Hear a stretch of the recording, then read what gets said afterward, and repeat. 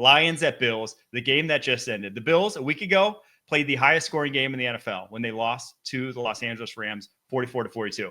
This week, they topped it 48-42, the highest scoring game in the NFL all season long. A ton of storylines in this one, but no bigger, in my opinion, than the Lions defense. When you give up 48 points and when you lose, more likely than not, Aleem McNeil, defensive tackle, if you saw the injury, you know it's probably not going to end well for the Detroit Lions. So now they're down Aiden Hutchinson, Aleem McNeil, a handful of others along that defensive line. How close are we to pushing the panic button on this Detroit Lions franchise going forward into the playoffs? No panic button, especially when you use the word franchise. I mean, I think this is legitimately like America's team now. I think they've taken it from Jerry Jones. Jerry Jones doesn't know this yet. He's still figuring that out. I think he'll be catching up to the headlines, I'm sure, soon. I think he probably reads the newspaper still. But the Detroit Lions, even with this loss, you can still see how competitive they can be, especially at home offensively. Jared Goff, I think at times in this game, I'm like, here comes the pumpkin. He's turning into a pumpkin again. But still, like, Ben Johnson deep into his bag in this one, the play action, the double pass to get them started. Dan Skipper catches a touchdown in this one. They can always run the football. David Montgomery playing through injuries. Like, offensively, and in this game, they scored 42 points against the Buffalo Bills. A good defense, in my opinion. Like, they can go toe-to-toe with anyone, especially in a dome, avoiding weather for Jared Goff. Defensively, I think you're exactly right. I mean, Aiden Hutchinson is supposed to be maybe be back by the NFC Championship game. Even then, he's rushing back from injury, which would be insane for them to do, given like how we've seen a lot of other players come back from injuries. Like, it takes time, right? Tony Pollard last year coming off that broken lower leg, a break in his lower leg.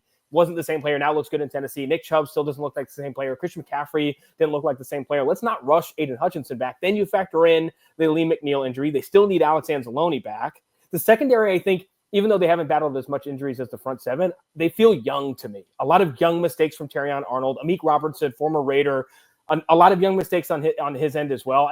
I worry about this defense. They've had massive success against bad football teams this year. You've seen them inflated their stats that way. When you go against a Josh Allen caliber player, fortunately, they won't play him again this season unless it's in the Super Bowl. This defense is going to have to find solutions, and it was tough for them today.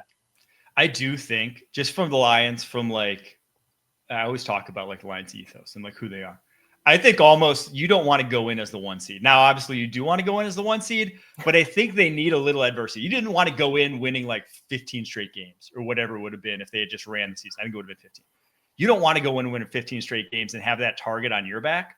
You want to be the team that's still getting doubted. And I think this loss, especially the way they did it, you are going to have media types, not myself, saying that the Lions can't win the Super Bowl now with this defense. And with good reason. You give up 48 and now a little bit inflated by that decision to onside kick with like 11 minutes left in the game, which was, I think in retrospect, a little too early there for Dan Campbell, but still 40 plus to anyone. I don't care if it's an offense that is as hot as the Buffalo Bills, 40 plus to anyone is a bad look. And when you don't have the horses coming in along the defensive line, you're going to be in trouble. But they also, like you said, they put up 42. And yeah, some of it was a little garbage time at the end. A lot of garbage time. They had the 3rd and 17 hookup. Like, it was a little bit kind of But they still were moving it on a Buffalo Bills team that had, up until last week, been a top 10 defense in the NFL. So I'm not pushing the panic button. I think the other side's interesting to this too, because I actually really like Sean McDermott's plan coming out against this Detroit Lions offense. They had some early down blitzes that led to some sacks. Like, they really flustered them out the gate before, obviously, the game kind of turned because the Bills were front running so hard, right? They came out to a multi-score lead and never really looked back. But I still do worry about this Bills defense because everyone's talking about Lions defense. Matt Milano came back and does not look good. You know, Matt Milano has been the last 2 weeks an issue. This one didn't do much more. Like, we thought that might solidify this defense and make him into one of the best in the NFL. It's like, no, it's kind of gone the opposite way since then. So I do think that's worrisome to me too, because what have we seen pretty much in every single Josh Allen playoff loss? It's been, he kind of does enough, and then all of a sudden the defense gives it up at the end.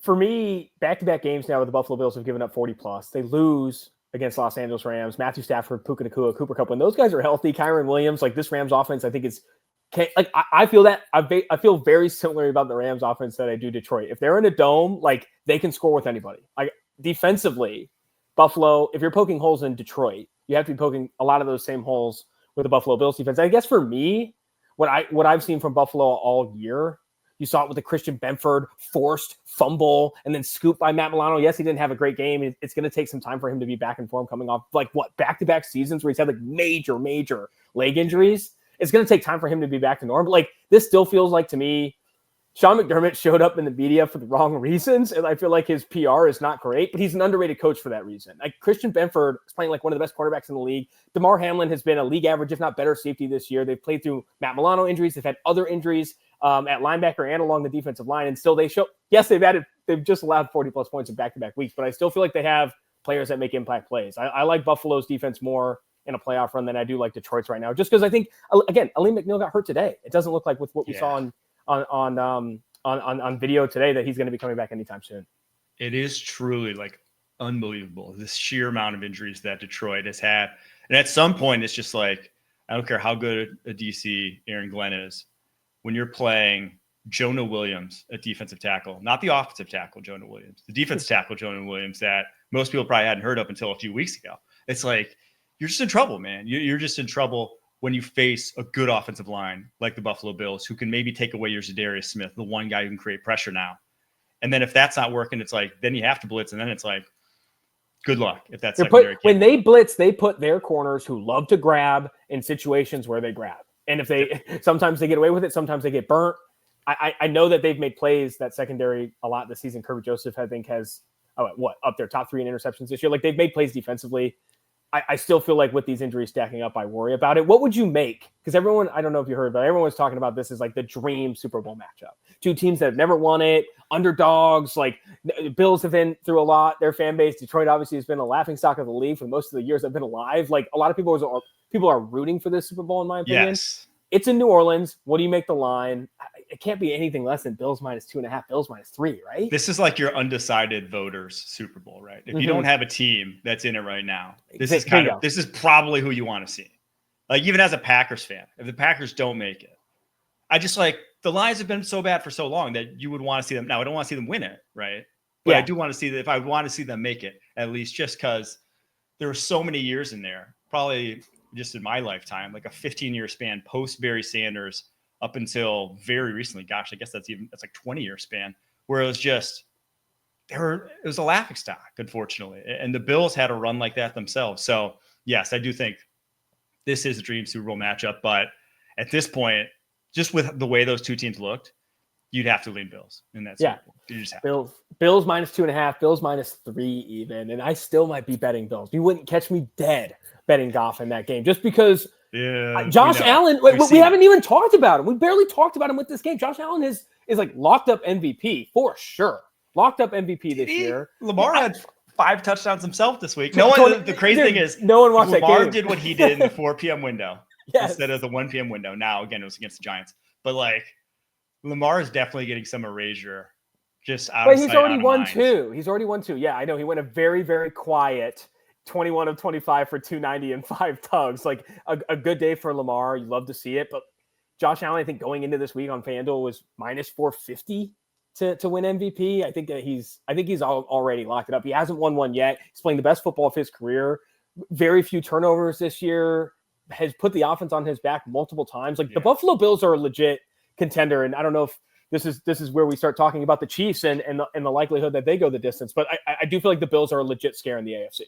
We'll get to Chiefs a little bit later. And that Mahomes injury in this one, Josh Allen, 362 passing yards, 2 passing touchdowns, 68 rushing yards, 2 rushing touchdowns. So another 4 touchdown day from him. His leading receiver was Ty Johnson, who had 114 yards on the backfield. The scramble drill. Anyone could be his leading receiver. The running backs in Buffalo are like, oh, Josh Allen's scrambling, I'll go deep. And he's like, yeah, I'll hit you. Like that. It's insane. Like it feels Mahomesian in a way, and that like his command of the offense with Joe Brady, the OC, I think is going to get a lot of head coaching interviews this offseason. Like, we get to that too. This Bills team is legit. Like, and Josh Allen is like the engine for all of it.